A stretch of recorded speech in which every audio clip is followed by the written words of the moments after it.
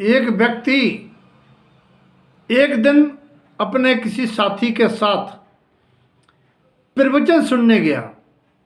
वक्ता बोला कि तप करने से खोट निकलती है कर्म की निर्जरा के लिए तप किया जाता है। वो तो सुन रहा था चुपचाप। उसके साथी ने पूछा, महाराज तप होता क्या है, कैसे होता है?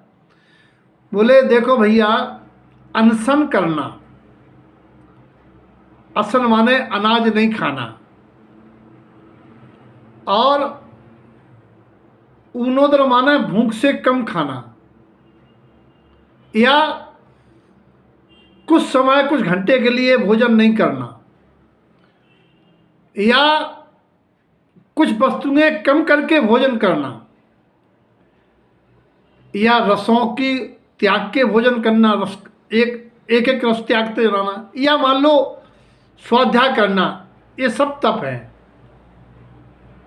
इससे पुण्य बढ़ेगा और पुण्य से तुम्हें जीवन में बहुत सुख मिलेगा। वो व्यक्ति प्रवचन सुन के घर आया। रास्ते में दूसरे वक्ता कह रहे थे कि भैया तप करना चाहिए, तपाना चाहिए, तभी खोट निकलेगी, वरना दूध नहीं तपाएंगे तो फट जाएगा। आगे जाके देखा तो सोनी जी सोने को तपा रहे थे। वो खड़ा हो गया, क्या कर रहे जी? ये तपा रहे। और तपाते तपाते वो पिघल गया, काला पड़ गया। बोले क्या है? बोले ये तपा रहे हैं सोने को कुंदन बनाने के लिए। उनके संग में जो दोस्त था वो था रुई वाला। वो भी अपने घर गया। रुई वाले ने माचिस में आग लगा दी, उसने रुई को शुद्ध करने के लिए। ये व्यक्ति अपने घर आया।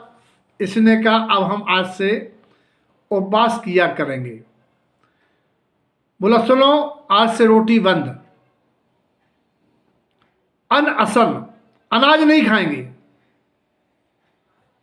बोले भैया काजू किशमिश, फ्रूट, ड्राई फ्रूट, जूस।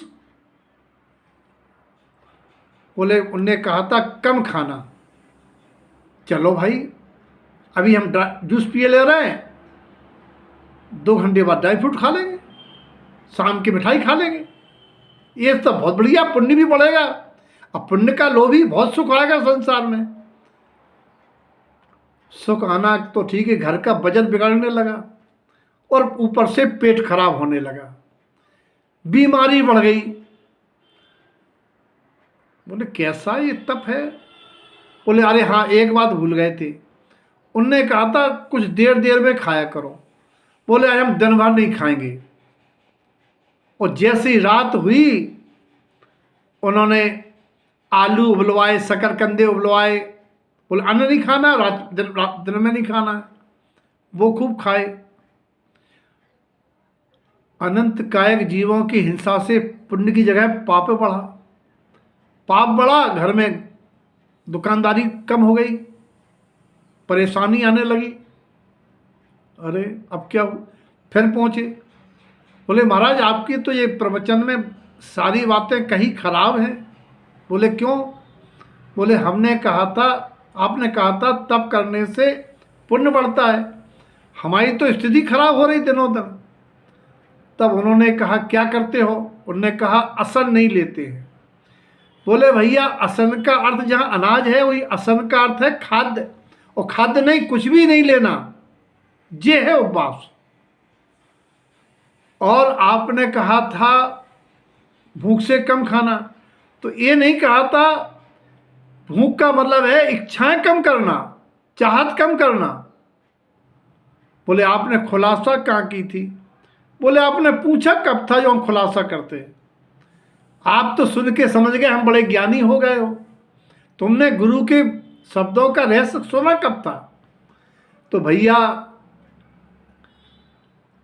सुनार की नकल से में अकल लगाई जाती, नहीं रूह जलने से बच जाती। और इसमें भी अकल लगाते कि कथन का अभिप्राय क्या है। आज लोग स्वाध्याय करते हैं, उन्हें ये पता नहीं है स्वाध्याय के माने क्या होता है। स्वाध्याय माने स्व अध्ययन, अपना अध्ययन, अपने को जानना कि मैं हूं कौन। उसने कहा महाराज जी बताओ, सही सही बताओ, भोजन त्यागने से धर्म होता है या पुण्य? बोले क्यों? बोले एक महाराज कह रहे थे धर्म होता है, आप कह रहे थे पुण्य होता है। बोले हमारी किताब में तो हमने तो ऐसे ही सुना है। तीसरे के पास पहुंचे, एक आत्मज्ञानी के पास। बोले तुम गलत फहमी में मत रहो, हमारे सर्वज्ञ परमात्मा ने भोजन को त्याग नहीं बताया है। भोजन त्यागने से न पुण्य होता है और न धर्म होता है।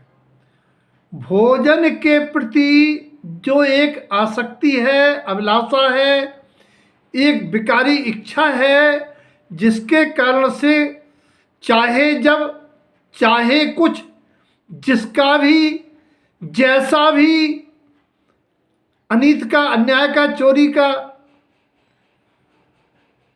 उसका त्याग, इच्छाओं के त्याग को, अपनी इच्छा को कंट्रोल, आसक्ति को कंट्रोल करने के लिए अभ्यास के रूप में उपवास कहा जाता है। सही माने में तो पर से अनसने रहो, अपने में वास करो, कछुआ जैसे अपने इच्छाओं को अंदर करो, इच्छाओं को बलवती मत होने दो, सकोड़ो, ये है स्वरूप। बोले मर गए, हम तो आज तक समझ ही नहीं पाए, हम जानते ये बहुत बड़े पंडित जी हैं। तो भैया इस समझवे की बात है। तो भोजन त्यागने से नहीं होगा। वो दिव्यानंद कहते भोजन त्यागने से धर्म होगा। बोले आप तो नई बात कह रहे। अरे कर्म रूपी भोजन आत्मा से ना जुड़े तब धर्म होगा, और वो होगा इच्छाओं को रोकना, विवाहों को रोकना, तब वो उपवास धर्म कहलाएगा। और श्रावक के लिए बुरी इच्छाओं छोड़कर दया, परोपकार, दान आदि की भावना होना, व इच्छा व भावना पुण्य कराएगी। तो भैया उपवास समझ लेना, तब उपवास करना, वरना इस उपवास की नकल से कुछ होने वाला नहीं।